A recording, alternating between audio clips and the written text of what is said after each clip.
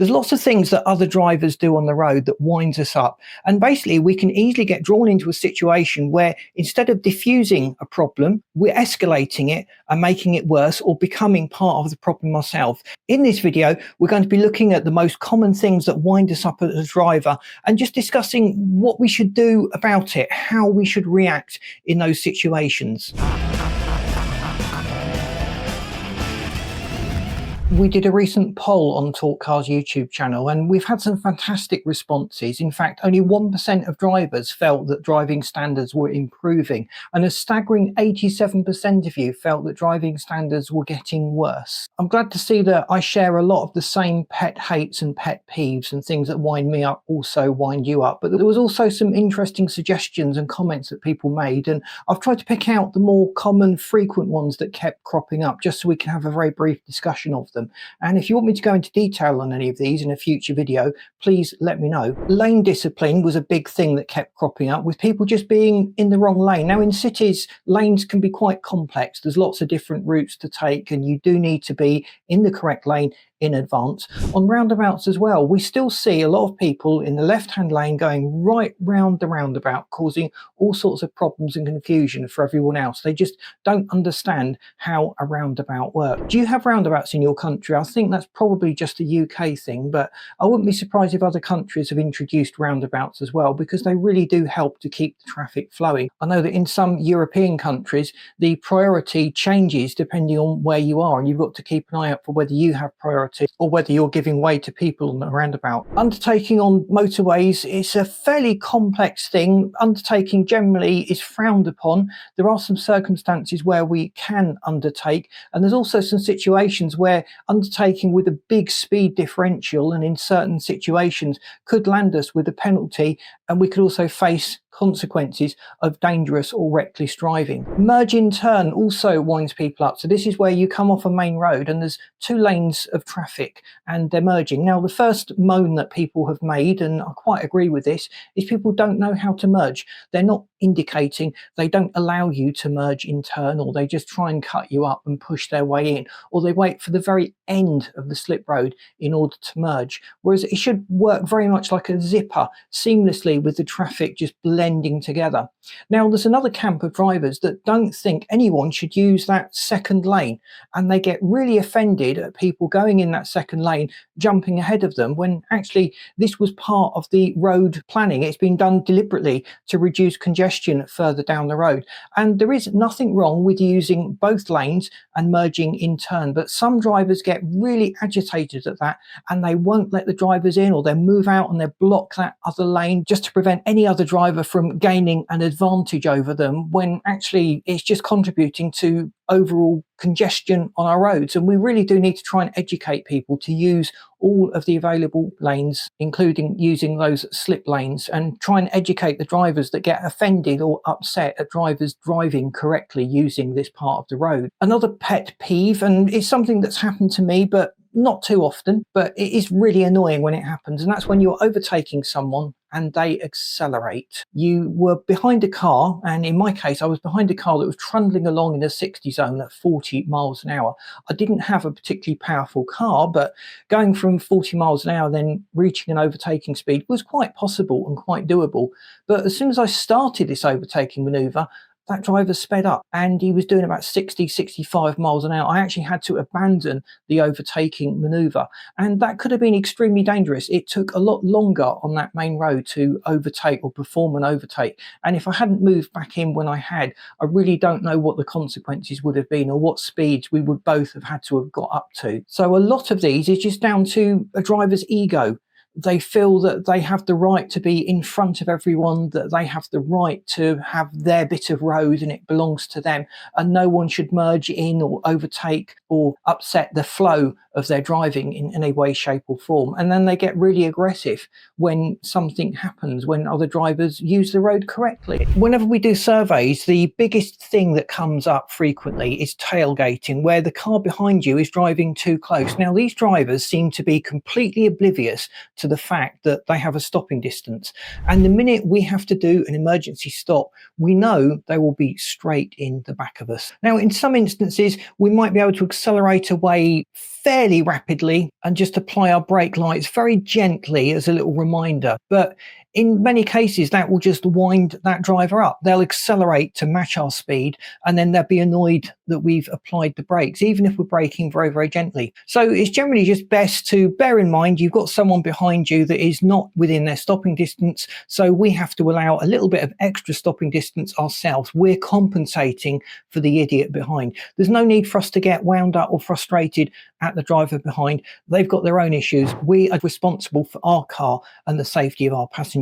I was following a friend once and they didn't use their indicators at all. We had no clue as to which turn was coming up, and it was fairly consistent throughout this journey. And when I confronted this friend at the end, they merely said, well, would that have helped? They had no idea that indicators seem to give other drivers a bit of a clue as to their intentions. And I'm sure they're not alone. A lot of drivers do not use their indicators, or they use their indicators far too late. They've practically started the maneuver before they even indicate. The general advice that's drummed into us as a driver is mirror, signal, maneuver. Mirror to observe what's in the road behind us, what's around us.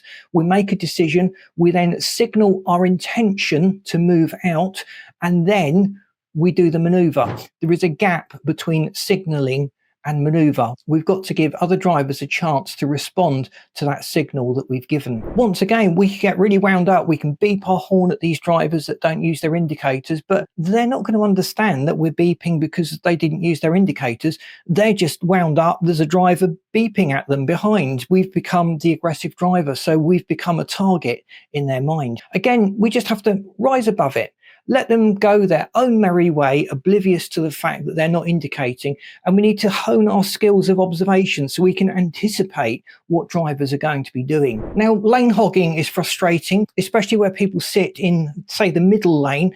And in the UK, we can't undertake. So that creates a big bottleneck of cars behind. And I've seen drivers undertaking aggressively and even gesturing at the driver they're undertaking. I've even seen drivers overtake and then cut in front of the car to try and force them into the inside lane, making various gestures using their fog lights or their hazard lights or their indicators to try and indicate to this driver that they're just causing problems for everyone else by hogging that middle lane.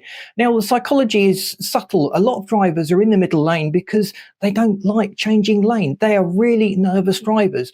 There may be a junction coming up that they know they don't want to end up on.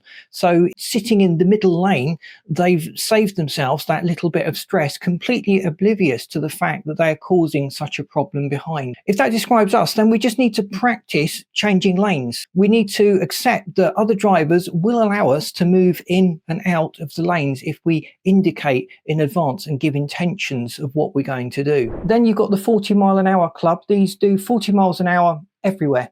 On main roads where the speed limit is 50, 60 or 70, they'll trundle along at 40 miles an hour. And then as soon as they go into town and it's a 30 zone or a 20 zone, they're still trundling along at 40 miles an hour. So I'll let you debate in the comments as to how dangerous that is and what sort of driver typically does that. In my experience, it tends to be the older driver. They just have their little set routine and they're quite happy trundling everywhere at 40 miles an hour, completely oblivious to how dangerous it is with their ability levels when doing it in towns and built up areas. Using mobile phones, but we can extend that, any sort of mobile device that is distracting the driver, fiddling with the radio, fiddling with the sat nav, if it causes them to drift out of their lane or just lose focus and attention on the road, they're presenting themselves as a major hazard to other road users. You even see people using their mobile phone to take photographs while they're driving, which again is very dangerous and could land you with quite a serious penalty and fine if caught by the police, or if someone were to record you doing that and submit that evidence to the police to take action. Slow driving. Now, there's nothing particularly wrong with slow driving, but if we are trying to force the driver behind us to travel at the speed limit and they are determined to travel beyond the speed limit, we're not going to educate them. We're going to become a target for road rage. and we're just going to become another annoyed driver on the road along with the person that's behind us. It's usually just best to give way to these idiots, to let them speed off at whatever speed they want to do. Remember that we are not responsible for other cars. We're not educating other drivers. We can't educate these other drivers. We may also be following a car that's driving very slowly, and it may just be they're in an unfamiliar area. They might have screaming kids in the back of the car. They might be distracted legitimately, but we need to give a little bit of empathy to these drivers. They may be under duress, extreme stress, and that may be why they're driving slowly. They may have missed their turning. They may be completely lost, or they may even be having mechanical problems with the car. So let's just show a little bit of sympathy to these slow drivers. And as an advanced driver, we can just overtake them when it is safe to do so. They're out of our motoring lives and we're out of theirs. We've not created any animosity or a road rage incident. Cutting people up is another annoyance on the roads, especially where people change lanes really suddenly in front of us, causing another car to have to brake. And it is annoying. But if we're honest, we've all done it. We've all misjudged something, or maybe there's a turn coming up that we desperately need and we just panic, and maybe we've not checked our mirror as thoroughly as we should have done. So we've made a mistake. We make mistakes. We make allowances for our mistakes because we understand why that mistake was made. When a driver cuts us up, we just tend to view them as an aggressive driver, and we can get really wound up, flash our lights at them, sound our horn at them, and make ourselves another target for road rage. You can see a pattern forming here. A lot of the things that we might tend to do, the natural reaction, will create more of a problem. It's usually best to just let these things ride and rise above them. Hesitation as well, that probably goes along with driving slowly, but we're thinking particularly of pulling out at junctions. Some drivers don't just wait for a gap. They need the road to be completely empty before they feel safe moving off.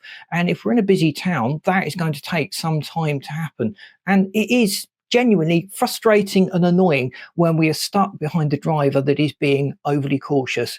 Again, a little bit of empathy for the other driver. Maybe they're having mechanical problems. Maybe the last time they pulled out in front of someone, they stalled and that led to an incident or a problem, and they're just being extra cautious, or they don't trust their car. If we do have trouble pulling out at junctions and judging the space, we need practice. We need to do it more.